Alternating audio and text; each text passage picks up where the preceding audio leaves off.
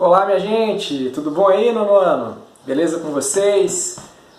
Bom, tô aqui para mais um vídeo, a gente dar continuidade.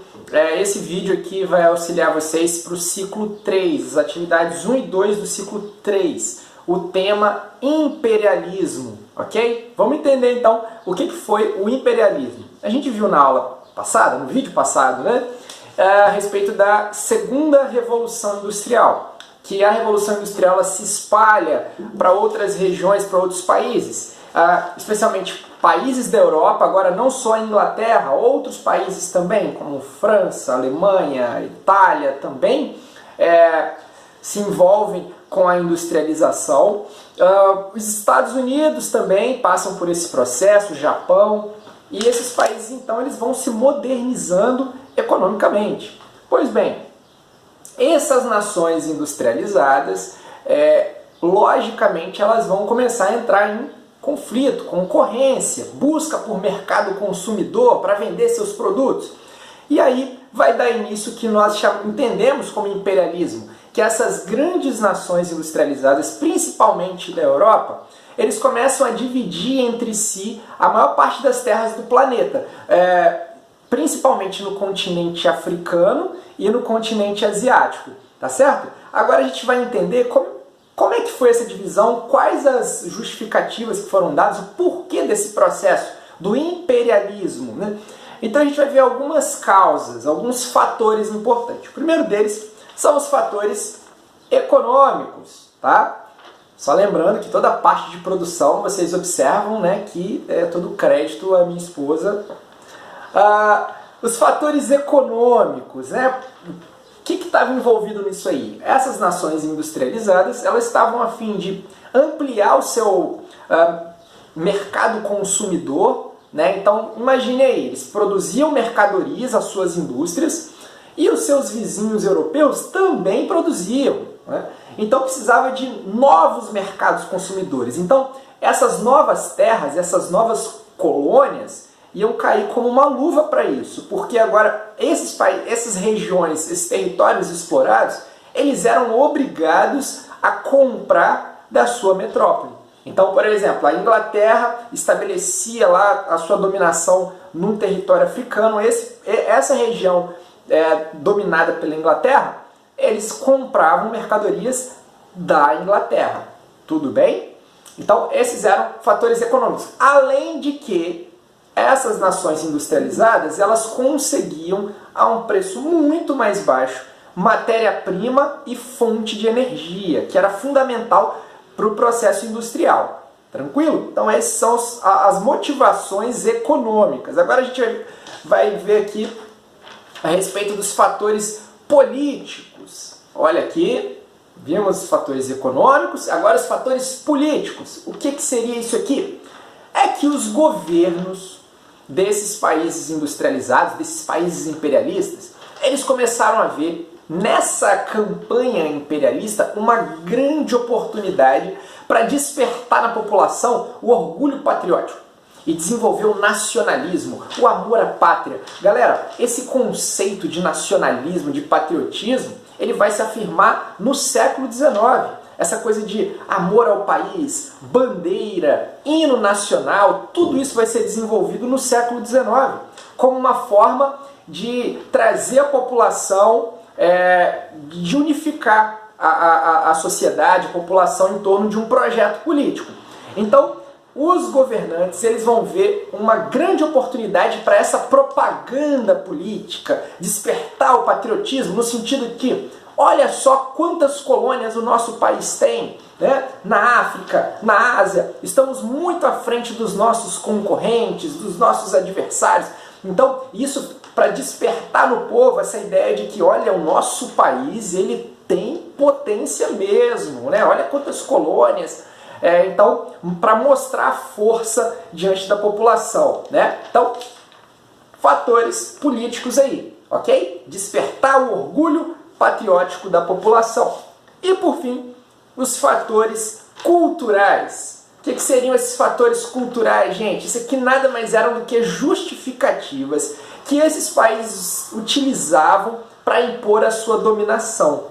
Como, por exemplo, século XIX foi uma época, um período fértil em várias teorias racistas. Teorias que científicas para a época, né? E artigos que surgiam que diziam que provavam a superioridade da raça branca sobre as demais.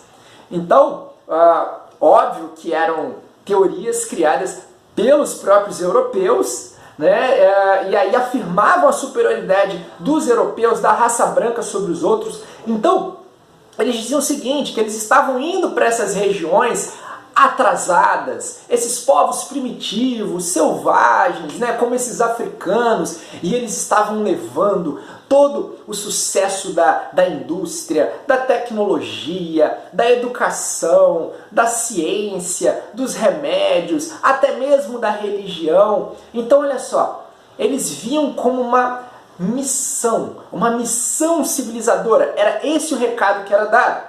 Não era simplesmente porque eles queriam explorar, nada disso, é porque eles tinham de fato essa intenção maravilhosa, né? E em levar esses povos coitadinhos, esses povos atrasados, né, na visão deles, levar toda esses avanços, esses progressos que os europeus tinham em relação aos demais. Então eles usavam muito isso, cara. Tem várias falas justificativas dos europeus para essa dominação nessas regiões, tá? Então os fatores culturais seriam essas justificativas e elas tinham forte teor racista, ok? Cara, teorias que diziam, por exemplo, que os povos que moram nessa região dos trópicos, né, mais perto do Equador, regiões mais quentes, eles tendem a ser menos dotados intelectualmente, porque eles recebem muito sol na cabeça. Olha só que coisas absurdas que surgiam, né? Que o negro ele não está pronto para determinadas tarefas que cabem aos brancos. Né? Falavam que a miscigenação era um problema sério, porque corrompia a raça pura. Olha só, tudo isso, galera, teorias científicas, né, que eram mostradas como verdadeiras, inquestionáveis, né? Pois bem, essas justificativas vieram afirmar o racismo, ok? Xizinho, racismo? Não, né? Mas naquela época eles entendiam que era dessa forma mesmo. Bom, e aí diante disso, já pra gente finalizar, esses países, aí vamos tratar aqui da África especialmente, né? Esses países europeus começaram a ir em direção ao território africano, foram tomando as suas áreas de influência, e aí precisou em determinado momento, por conta de conflitos que foram surgindo entre eles fizeram uma reunião que ficou conhecida como Conferência de Berlim, ok? E nessa Conferência de Berlim, eles foram ajustando as fronteiras e os territórios. Esse aqui é da Inglaterra, essa parte aqui é da Alemanha, essa aqui é da Itália. Então o mapa da África ele ficou totalmente retalhado, todo dividido. E o que é mais grave, pessoal? Através de fronteiras artificiais. O que seriam essas fronteiras artificiais, minha gente? Quando você pega o mapa da África hoje, você vê a divisão dos países, todas essas fronteiras, elas foram delimitadas não pelos próprios africanos, mas pelos europeus aí no século XIX, nessa época do imperialismo. Essa divisão do mapa africano não corresponde às comunidades, sociedades que existiam na África naquela época. E sabe qual é o problema disso? A consequência grave é que eles não respeitaram, os europeus não respeitaram quem ali vivia, a organização, não, eles olharam os seus próprios interesses e dividiam de acordo com questões geográficas mesmo. Então, ó, daquele monte até aquele rio, esse aqui é nosso território, dali para lá é de vocês. E aí sabe o que acontece? Povos que eram unidos acabaram sendo separados, né? E povos que eram terrivelmente rivais acabaram ficando dentro de um mesmo território só.